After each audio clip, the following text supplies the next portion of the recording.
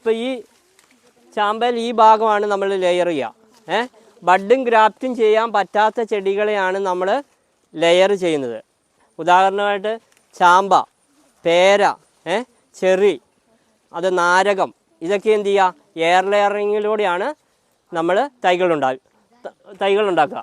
ഈ ലെയറിങ്ങിൻ്റെ ഒരു പ്രത്യേകത എന്ന് പറഞ്ഞാൽ ഇതിന് തായ്വേരുണ്ടാവില്ല, ചെറിയ ചെറിയ വേരുകളെ ഉണ്ടാവുള്ളൂ. അപ്പം നമ്മൾ കുറ്റിച്ചെടികളാണ് ലെയർ ചെയ്ത് ഉൽപ്പാദിപ്പിക്കുന്നത്.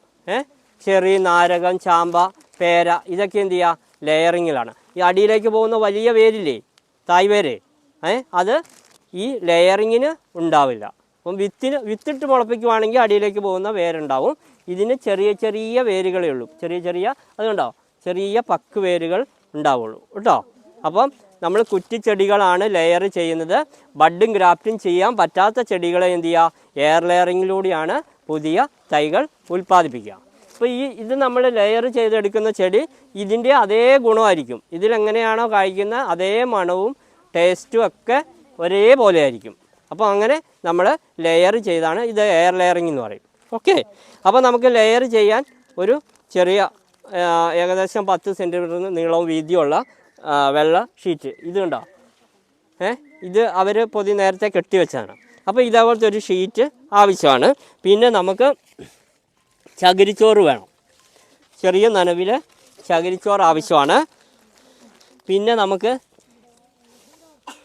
ചെറിയ ചിതൽപുറ്റിങ്ങനെ മേലേക്ക് കൊണ്ടിരുന്ന മണ്ണില്ലേ, നൈസ് മണ്ണ്, അതിൽ വേഗം വേര് വരും. അങ്ങനത്തെ മണ്ണാണെങ്കിലും അപ്പോൾ നമുക്ക് കുറച്ചൊക്കെ ചെയ്യാനാണ് അത് മതി. അങ്ങനെ മിശ്രിതമാക്കുക. മതി. ഓക്കെ, നമ്മളിത് ചെറിയൊരു നനവിൽ വേണം ഇത് കെട്ടാൻ. പുട്ട് നമ്മളെന്താ പറയുക, ചെറിയ നനവില്ലേ, ആ നനവിൽ വേണ്ട നമ്മൾ ഇത് മിശ്രിതം തയ്യാറാക്കാൻ. ചെറിയ നനവിൽ മിശ്രിതം തയ്യാറാക്കുക. പിന്നെ നമുക്കൊരു 3 നൂല് ആവശ്യമാണ്. ഇങ്ങനത്തെ 3 നൂല്.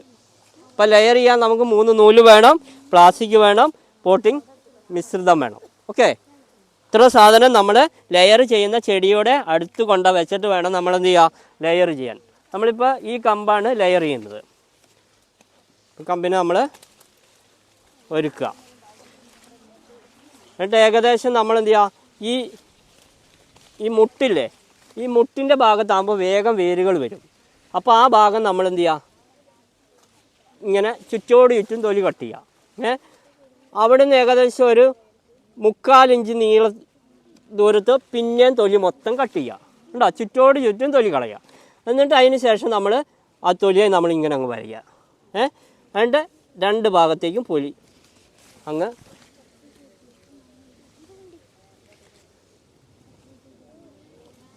ഉണ്ടോ? തൊലി മൊത്തം നമ്മൾ നീക്കം ചെയ്തു. കാണുന്നില്ലേ?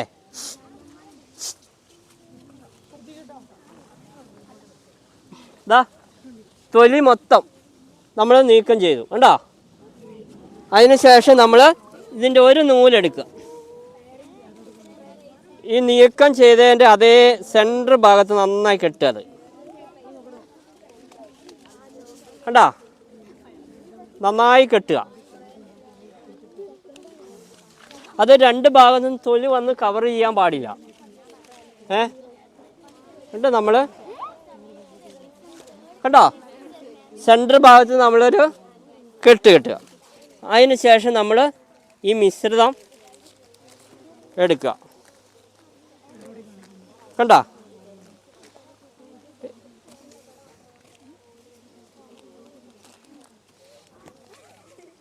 മിശ്രിതം നമ്മളെടുത്തു. ഇനി നമ്മൾ ഇതിൻ്റെ നേരെ നടുവിലൊരു ചാലുണ്ടാക്കുക. കണ്ടോ? ഇതുണ്ടോ? എന്നിട്ട് കൃത്യമായി ആ തൊലി കളഞ്ഞ ഭാഗമില്ലേ, ആ ചാലിൽ വെക്കുക. ഇതാ ഇവിടെ ശ്രദ്ധിക്കട്ടോ. എന്നിട്ടെങ്കിൽ നമ്മൾ ഇങ്ങനെ ഒന്ന് പിടിക്കുക. ഇപ്പം എല്ലാ ഭാഗത്തും ഒരേപോലെയാവും. അതിന് ശേഷം നമ്മൾ ഒരു ഷീറ്റ് ഉള്ളിലേക്ക് വെക്കുക, ഒന്ന് പുറത്തേക്ക് വെക്കുക. അതിന് ശേഷം ഈ മുകൾ ഭാഗം നമ്മൾ നന്നായി ടൈറ്റ് ചെയ്യുക ആദ്യം. അതൊന്ന് കെട്ടി ഉറപ്പിക്കുക.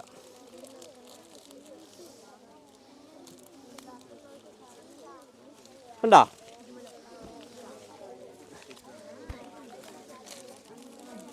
ഇതുണ്ടോ? അത് കഴിഞ്ഞ് ഇതിൻ്റെ നന്നായി ടൈറ്റ് ചെയ്യുക. ടൈറ്റ് ചെയ്തതിന് ശേഷം ഇവിടെയും കെട്ടുക.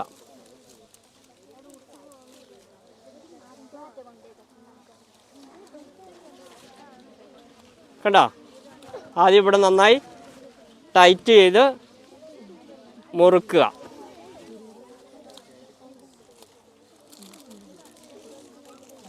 ഇവിടെ നന്നായി ടൈറ്റ് ചെയ്യുക. അതിന് ശേഷം നമ്മൾ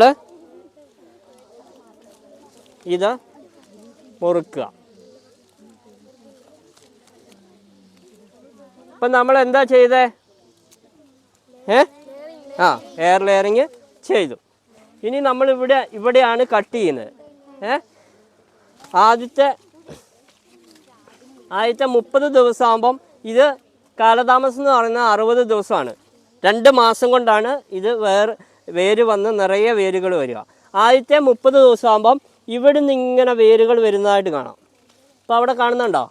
അതുണ്ടോ വേര്? ആ മേൽഭാഗത്തു നിന്ന് കണ്ടോ ഇങ്ങനെ വേര് വരുന്നത്? കണ്ടോ? അപ്പോൾ ഇവിടെ നിന്നാണ് വേര് വരിക. കണ്ടില്ലേ? അപ്പോൾ ഇവിടെ നിന്ന് ഇങ്ങനെ ആദ്യം ഒരു 30 ദിവസം കൊണ്ട് ചെറിയ വേരുകൾ വരുന്നതായിട്ട് കാണും. അത് 60 ദിവസമാകുമ്പം ഈ മിശ്രിതം നിറയെ വേരുകളായിരിക്കും. നാരകത്തിൻ്റെ ഒക്കെ ആകുമ്പോൾ ഫുള്ള് നിറയെ ഉണ്ടാവുള്ളൂ. അതിലൊരു 5-6 വേരുകളാണ് ആദ്യം വരിക. നാരകം എന്നൊക്കെ പറഞ്ഞാൽ ചെറിയ ചെറിയ കുഞ്ഞു കുഞ്ഞു വേരുകളാണ്. അപ്പം നിറയെ ഈ മിശ്രിതം നിറയെ വേരുകളായിരിക്കും. അപ്പോൾ എന്ത് ചെയ്യുക? ആദ്യത്തെ 30 ദിവസമാകുമ്പോൾ നമ്മൾ എന്ത് ചെയ്യുക? ഇതിനെ 1/3 ഭാഗം കട്ട് ചെയ്ത് വെക്കണം. കേട്ടോ? 1/3 ഭാഗം നമ്മളെന്ത് ചെയ്യുക? മെല്ലെ മെല്ലെ റൂട്ടിനെ നമ്മൾ കട്ട് ചെയ്യുക. ആദ്യത്തെ 30 ദിവസമാകുമ്പോൾ കേട്ടോ? അപ്പോൾ ചെറിയ വേര് വന്ന് തുടങ്ങും. പിന്നെ 45-ാം ദിവസം ആകുമ്പോൾ 2/3 ആക്കും. 2/3 ആക്കിയിട്ട് തൊലി മെല്ലെ ഇങ്ങനെ ഒന്ന് വരഞ്ഞു വെക്കും ഇങ്ങനെ. അത് കഴിഞ്ഞ് 60-ാം ദിവസം ആകുമ്പോഴാണ് നമ്മൾ എന്ത് ചെയ്യുക? ഈ ചെടിയിൽ നിന്ന് ഇത് ഫുള്ളായിട്ട് കട്ട് ചെയ്യുക. അപ്പോൾ മെല്ലെ മെല്ലെ നമ്മൾ ഇതിനെ റൂട്ടിനെ ആക്കിക്കഴിഞ്ഞാൽ എന്ത് ചെയ്യുക? ഈ ഇലകളൊന്നും പൊഴിയാതെ നമുക്ക് ആ ചെടിയെ കട്ട് ചെയ്തേക്കാം. അപ്പോൾ ആദ്യത്തെ 30 ദിവസമാകുമ്പോൾ 1/3 ഭാഗം കട്ട് ചെയ്യും. അത് കഴിഞ്ഞാൽ പിന്നെ നമ്മൾ കട്ട് ചെയ്യുന്നത് 45-ാം ദിവസം ആകുമ്പോൾ 2/3 തൊലി നമ്മൾ റൗണ്ടിലൊന്ന് വരഞ്ഞും വെക്കും. അപ്പോഴത്തേനും വേരുകൾ വെക്കും. പിന്നെ മെല്ലെ ഇതിൽ നിന്ന് ഫുഡ് അടിപ്പിക്കും നമ്മൾ. അല്ലെങ്കിൽ ഈ ചെടി വേഗം വളരും. 60 ദിവസം ആകുമ്പോൾ ഇതിനും കുറച്ചും കൂടെ വളരും. 60 ദിവസത്തെ വളർച്ചയും കൂടെ ഈ ചെടിയിലുണ്ടാവും. അത് കഴിഞ്ഞ് നമ്മൾ ഇത് നിറയെ വേരായി കഴിയുമ്പോൾ എന്ത് ചെയ്യുക? നമ്മൾ ഇവിടുന്ന് കട്ട് ചെയ്യും. അപ്പോൾ മെല്ലെ മെല്ലെ റൂട്ടിനെ അതിൻ്റെ തൊലികളെ ആക്കി ഇതിൽ നിന്ന് ഫുഡ് അടുപ്പിക്കാൻ തുടങ്ങി കഴിയുമ്പോൾ നമ്മൾ ഇപ്പോൾ മഴക്കാലമാണെങ്കിൽ നനച്ച് കൊടുക്കണ്ട. വേനൽക്കാലം നമ്മൾ ചെയ്യുന്നതെങ്കിൽ നനച്ച് കൊടുക്കണം. ഡെയിലി നമ്മൾ ഇതിൻ്റെ പുറമേ നനച്ച് കൊടുക്കണം. ഇതിലെപ്പോഴും ഒരു ഈർപ്പം വരണം. ഇതുണ്ടല്ലേ? ഇതേപോലെ ഒരു ഈർപ്പം നിൽക്കണം. എന്നാലാണ് വേര് വന്ന് നിൽക്കുക. വേനൽക്കാലത്താണ് നമ്മൾ ലെയർ ചെയ്യുന്നതെങ്കിൽ നനച്ച് കൊടുക്കുക. മഴക്കാലത്താകുമ്പോൾ നനയ്ക്കേണ്ട ആവശ്യമില്ല.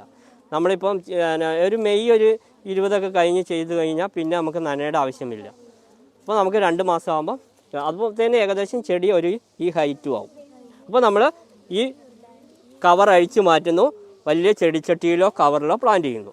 അപ്പോൾ നമ്മൾ ഈ ഒരു ചെടി എന്ന് പറയുമ്പോൾ നല്ല ഹൈറ്റും ആവും, ഏകദേശം കായും ഉണ്ടാവും. കാരണം ഇത് കായ്ക്കുന്ന കമ്പാണ് നമ്മൾ ചെയ്തേക്കുന്നത്. അപ്പോൾ വേഗം ഫ്ലവറും വരും. 1 വർഷം കൊണ്ട് ഫ്ലവർ വരും. അപ്പോൾ നമുക്ക് 150 രൂപയ്ക്ക് വിൽക്കാൻ പറ്റും. ഓക്കെ.